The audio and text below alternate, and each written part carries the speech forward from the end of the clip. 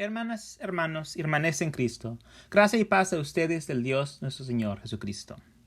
Durante las últimas semanas, hemos estado leyendo la carta de Pablo a los Galatas, en particular sus reflexiones sobre lo que significa ser libre en Cristo. ¿De qué nos ha liberado Cristo? ¿Para qué nos ha liberado? ¿Y por qué nada de eso importa?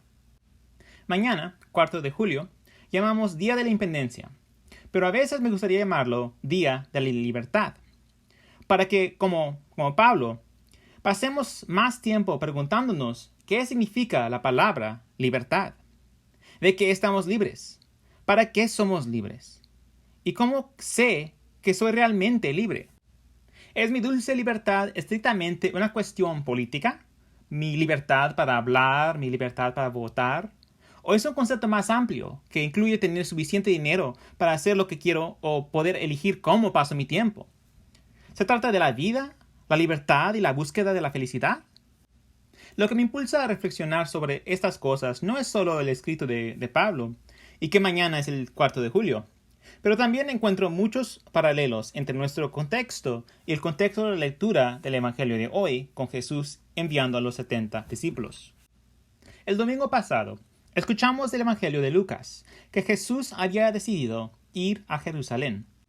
Podríamos llamarla la marcha de Jesús sobre Jerusalén, un desfile de personas que celebran su independencia, porque Jesús había sido ungido, como dijo el profeta Isaías, para llevar la buena nueva a los pobres, para proclamar la liberación a los cautivos y la recuperación de la vista a los ciegos, para dejar en libertad a los oprimidos y para proclamar el tiempo de favor del Señor. Por supuesto, para tener un desfile tienes que tener gente. Y así Jesús les dijo a sus discípulos: la mies es abundante, sigue tu camino. Realmente, el griego se lee más como: ve, apresúrate a cada pueblo por el que pasaré. Invita a la gente, a toda la gente, a cualquiera que se te escuche, a unirse a este desfile de libertad, la liberación del pecado, la muerte y el mal, de las vergüenzas, de todos los poderes que oprimen. Sigue tu camino, pero ve. A medida que leemos el Evangelio de Lucas, escuchamos cómo este desfile crece, hasta el punto que había una gran multitud que se había reunido detrás de Jesús. Y realmente la cosecha era bastante abundante. Y cuando se acercaba a Jerusalén, Jesús envió a sus discípulos delante de él una vez más, para preparar su camino. Y habiendo traído un pollino para que Jesús le montara, Jesús condujo triunfalmente su desfile del Día de Independencia a Jerusalén, donde estaba saludado con gente agitando ramas de palma, gritando: «Hosana a Dios en las alturas». Por supuesto, también sabemos cómo transcurrió el resto de la historia. No hubo grandes discursos, no hubo declaración de independencia del Imperio Romano, no hubo llamadas a las armas ni algún paseo famoso del Paul Revere. De hecho, Jesús le dijo a todos que su reino no fue así, que la espada y la pistola no pudieron traerlo, solo su amor y perdón que cambiaron los corazones humanos. En el huerto de Getsemaní, cuando Jesús le dijo a Pedro que guardara su espada, Jesús sabía que solo la cruz podría traer ese shalom. La verdadera paz del reino de Dios, que reconcilia un mundo perdido y quebranto con su Creador, quien ama al mundo del más allá a toda medida.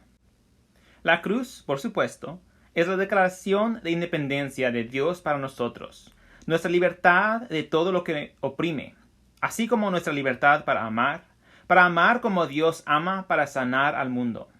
La cruz es la declaración contra la cual todas nuestras otras declaraciones deben ser juzgadas y modeladas. Habiendo dicho esto, mucho, aunque ciertamente no todo, de nuestra declaración de independencia está modelada según la cruz y los valores que son inherentes en ella.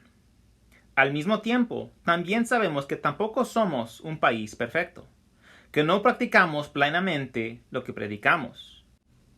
Hace unos años, mi madre me envió un artículo periodístico que contaba cómo en las décadas de las 30 y las 50 se llevaron a cabo redadas a gran escala de latinos, lo que resultó en una expulsión de muchas personas, incluidos ciudadanos estadounidenses de ascendencia latina. Ahora, Puede estar pensando, pues sí, eso sucedió en los 30s y 50s, pero hoy ya sabemos mejor. Lamentablemente, esta información se mencionó en el artículo porque la patrulla fronteriza de los Estados Unidos continúa realizando redadas en negocios y vecindarios latinos en todo el país, obligando a las personas a demostrar que son ciudadanos estadounidenses o enfrentar arresto y deportación. Llamamos a este país la tierra de los libres y la dulce tierra de la libertad. ¿Pero para quién? No es como si ninguno de nosotros, que somos blancos, nos veamos obligados a someternos a tales tácticas de terror. Este día de independencia, podemos hablar sobre la vida, la libertad y la búsqueda de la felicidad. Pero tal vez deberíamos preguntarnos, ¿para quién? ¿Y para qué? Porque es bastante evidente que no todos los ciudadanos de este país tienen las mismas libertades que muchos de nosotros damos por sentado. Puede ser fácil culpar al gobierno de todo esto, pero no olvidamos lo que dijo Abraham Lincoln en su proclamación de emancipación. Gobierno del pueblo, para el pueblo y por el pueblo. En otras palabras, el gobierno no es solo un grupo de burócratas, sino como lo expresa la Declaración de Independencia. Nosotros, el pueblo. Nosotros, la gente, vemos cuán grande es el problema, pero ¿qué decimos generalmente ante tales desafíos? ¿Qué puedo hacer? Soy solo una persona. Nos sentimos desprevenidos, abrumados e ineptos para la tarea. Y sin embargo, ¿qué les dice Jesús a sus discípulos, a nosotros? Ve, sigue tu camino, y mira, les envío como corderos en medio de lobos. Dios no solo nos ha llamado, sino que también nos ha enviado, no como lobos armados hasta los dientes, sino como corderos. Por esto no creo que Jesús nos mande a dar a la gente las pelusas calentitas, como la piel de un cordero, sino que estemos para amar como Jesús ama. Un amor que nos deje como un cordero en medio de lobos, vulnerable. Entonces, ¿cómo puede Jesús pedir, no, mandarnos que hagamos esto? ¿Está fuera de su mente? Creo que la razón por la que dudamos es doble. Primero, olvidamos que la cosecha es abundante, incluso hoy. Tenemos tanto miedo de ser atacados o condenados que olvidamos que la gente tiene hambre de escuchar la palabra de Dios, de escuchar cómo Dios nos ama, perdona y libera. Pero ¿cómo sabrá la gente a menos que vayamos y damos prisa e invitamos a la gente a ser parte del desfile de Jesús?